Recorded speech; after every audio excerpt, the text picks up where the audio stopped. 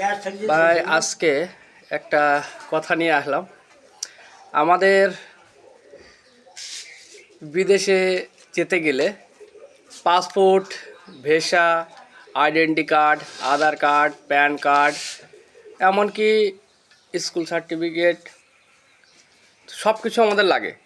কিন্তু একটা জায়গায় আমাদের যেতে গেলে কখনো কেউ কোনো দিনের জন্য ভিসা চাইবে না, অর্থাৎ কোনো আইডেন্টি কার্ড, আধার কার্ড, প্যান কার্ড কিছুই চাইবে না। সেটা কোথায় বলো তো? 3.5 হাত মাটি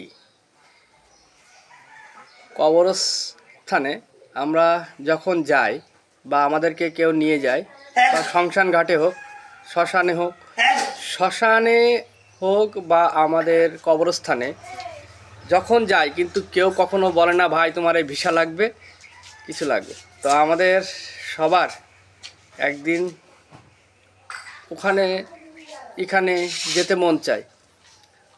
তো সব জায়গায় কিন্তু আমাদের পাসপোর্ট, ভিসা, আধার কার্ড, হেন তেন সব কিছুই লাগে। কিন্তু আমাদের একটাই জিনিস, কবরস্থানে যখন যাই কেউ বলে না ভাই তোমার ওই কার্ডটা দেখি, ওই কার্ডটা দেখি।